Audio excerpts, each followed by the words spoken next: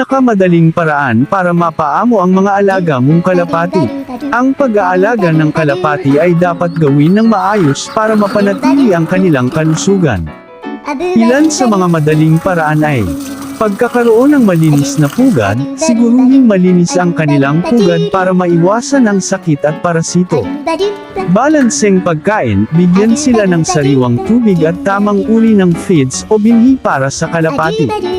Regular na ehersisyo, palakasin ang kanilang pakikipag-ugnayan sa pamamagitan ng regular na paliparan o ehersisyo.